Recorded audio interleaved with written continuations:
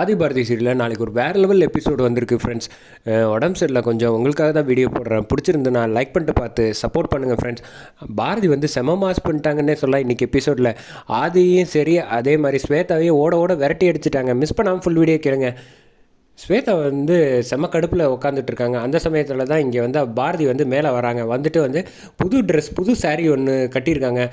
பட்டு புடவை கட்டிட்டு நெக்லஸ் இதெல்லாம் போட்டு ரெடி ஆகிட்டு இருக்காங்க. அந்த சமயத்தில் என்னம்மா பயங்கரமாக அலங்காரம் பண்ணிக்கிட்டு இருக்கேன், வழக்கமாக இப்படிலாம் நீ செய்ய மாட்டேன்னு தமிழ் கேட்டோன்னே, ஏன் நம்ம பேரில் தானே எல்லா சொத்தும் இருக்குது, அதனால் கொஞ்சம் இனிமேல் எல்லாமே இப்படி தான் இருக்கணும் அப்படின்னு சொன்னோன்னே, சாம நீ வந்து ஸ்கூலுக்கு கிளம்புற வழியை பாரு, நான்லாம் வந்து கொண்டு போய் விட மாட்டேன், உங்கள் அப்பா தான் கொண்டு போய் விடுவாங்க, அவர் கூட கிளம்புற வழியை பாரு அப்படின்னு சொன்னோன்னே இங்கே ஆதி வந்துடுறாங்க.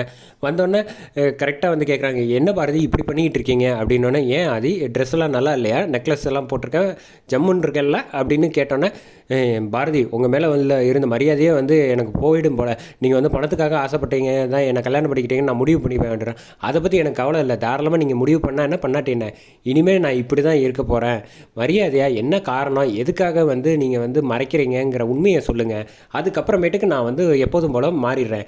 அப்படி அது இல்லாத வரைக்கும் நான் வந்து நான் உங்களை வந்து உண்டு இல்லைன்னு பண்ணாமல் விட மாட்டேன் அப்படின்னு சொல்லிட்டு இந்த பக்கம் வந்து ஆதி கிளம்பி போகிறாங்க. எங்கே ஆதி கிளம்பி போகிறேன், என் பாரு என் புடவை வந்து இந்த பக்கம் கால் வந்து ஸ்லீவ்ஸ்லாம் வந்து ஒழுங்காக இல்லை, அதை வந்து கரெக்டாக வந்து பண்ணிவிடு அப்படின்னு கூப்பிட்டோன்னே ஆதியும் காலில் குனிஞ்சு வந்து எல்லாத்தையும் பண்ணி விட்றாங்க. அம்மா நீ கொஞ்சம் ஓவராக போறியா அப்படின்னு. என்ன ஓவராக போகிற, புருஷன் வந்து பொண்டாட்டிக்காக இதை கூட செய்ய மாட்டாரா அப்படின்னோடனே, ஆதி இதெல்லாம் வந்து ஆரம்பம் தான், இனிமே தான் இருக்குது, நான் யாருங்கிறத காட்ட போகிறேன், எல்லாத்துக்கும் தயாராகிக்கோங்க அப்படின்னு ஆதியை வந்து செம்ம மாதம் மிரட்டுறாங்கன்னே சொல்லலாம். கீழே வந்து கரெக்டாக ஸ்வேதாவோட அம்மா, கரெக்டாக அறிவு எல்லோரும் வந்துடுறாங்க. வந்தோடனே வந்து அறிவு வந்து அவரோட செக்கு வந்து பவுன்ஸ் ஆகி போச்சு, என்ன பிரச்சனைன்னே எனக்கு தெரியல அப்படின்னு சொல்லிகிட்டு இருக்காங்க. அதே சமயத்தில் ஸ்வேதா வந்து அக்கௌண்ட் பேலன்ஸ் வந்து என்கிட்ட இல்லைன்னு சொல்கிறாங்க. நான் காசு கொடுக்கலான்னு பார்த்தா என்னால் அனுப்ப முடிய மாட்டேங்குது ஆன்லைனில் அப்படின்னு சொல்லிகிட்டு இருக்காங்க. இங்கே ஸ்வேதோட அம்மா வந்து கொத்து சாவி வந்து போக மாட்டேங்குது, உள்ளே திறந்தா பீரோவில் அப்படின்னோடனே ஒன்றுமே புரியல. கரெக்டாக வந்து பாரதி செம மாதம் என்ட்ரி ஆகிறாங்க. அவங்க பட்டுப்புடவையில் வந்து நகையெல்லாம் மாட்டிட்டு வர்றதை பார்த்தோன்னே ஒன்றும் புரியாமல், என்ன இதெல்லாம் வந்து நீ தான் பண்ணுறியா அப்படின்னோடனே, என்ன நடக்குதுன்னு ஒன்றுமே புரியலையே அப்படின்னு சாரதா வந்து சொன்னோன்னே, ஏம்மா எல்லாத்தையும் புரிய வைக்க வேண்டியது என்னோட பொறுப்புமா, என்ன செக்கு பவுன்ஸ் ஆகிருக்கும், சாவி வந்து ஒர்க் ஆகாது, என்ன பேலன்ஸ் இல்லையா அக்கௌண்ட்டில் அப்படின்னோடனே, எல்லாம் நான் தான் ஃப்ரீஸ் பண்ணேன் அப்படின்னோடனே, இனிமேல் எல்லாமே இப்படி தான், இனிமேல் நல்லா தயாராகிக்கோங்க, நான் பணத்துக்காக தானே வந்தேன்னு சொன்னீங்க, இனிமேல் நான் வந்து எப்போதுமே இப்படி தான் இருக்க போகிறேன், ஒழுங்கு மரியாதையை நான் சொல்கிறத கேட்டுட்டு எல்லோரும் இருக்கிற வழியை பாருங்கள்.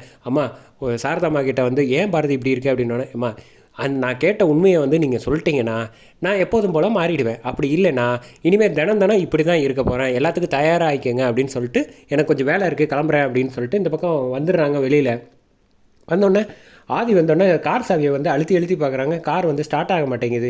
என்னடா இதுன்னு பார்த்தா பாரதி வந்துடுறாங்க. வந்தோடனே டிரைவர் ஸ்டார்ட் பண்ணுங்க அப்படின்னு சொன்னோன்னே அவர் இன்னொரு கீ வச்சுருக்காங்க. என்னது என் கீ இல்லாமல் உனக்கிட்ட மட்டும் எப்படி இருக்குது, மேடம் தான் மாற்றிட்டாங்க அப்படின்னோடனே, என்ன பாரதி இப்படி பண்ணிகிட்டு இருக்கீங்க, நான் கொஞ்சம் பாவம் இல்லையா அப்படின்னோடனே, என்ன பாவம், நான் கேட்குறதுக்கு உண்மையை சொல்ல மாட்டேன்னு சொல்லிகிட்டு இருக்கீங்களே, இனிமேல் எல்லாம் இப்படி தான், அப்போ நான் எப்படி ஆஃபீஸ் வருது, அங்கே என் வண்டி இருக்குல்ல அதில் கொண்டு போய் தமிழை விட்டுட்டு ஹெல்மெட்டை மறக்காமல் போட்டுட்டு போங்க அப்படின்னு சொல்லிட்டு நான் கிளம்புறேன், எனக்கு ஆஃபீஸில் முக்கியமான வேலை இருக்குது அப்படின்னு சொல்லிட்டு கார் எடுத்துகிட்டு மாசாக போயிடுறாங்க.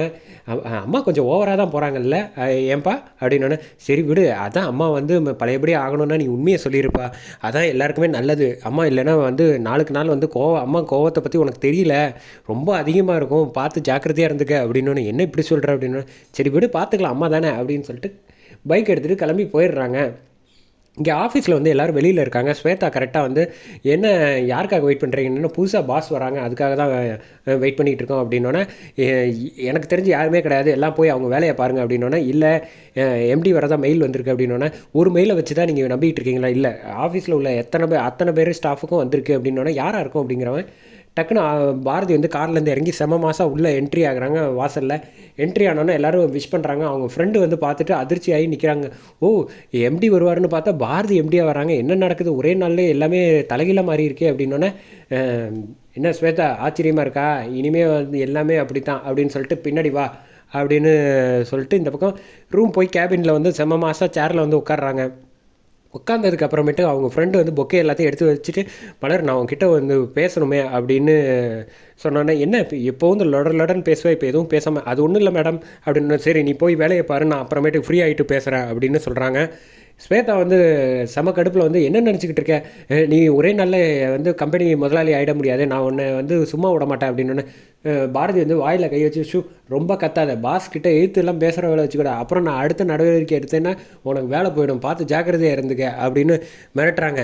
இங்கே பாரு, நான் வந்து இது வரைக்கும் நீ என்னை வந்து ரொம்ப சாஃப்டாக டீல் பண்ணிகிட்டு இருந்தேன்ல, அதனால் என்னை பற்றி யாருன்னு தெரிலல, இனிமேல் இந்த பாரதியோட ஆட்டத்தை பற்றி உனக்கு யார் என்னன்னு தெரியும், நீ ஒன்றும் கவலைப்படாத ஸ்வேதா, போய் வந்து இனிமேல் என் காது பட வந்து உன் வாய்ஸ் ரைஸே ஆகக்கூடாது அப்படின்னு மாஸ்க் காட்டுறாங்க. இதெல்லாம் ரொம்ப ஓவர் அப்படின்னு, கிளம்பு முதல்ல என் கேபினை விட்டு வெளியில் போ அப்படிங்கிறாங்க. அதோட வந்து பாரதி யோசிக்கிறாங்க. செம மாதம் அதோட எபிசோட வேறு லெவலில் முடித்தாங்கன்னு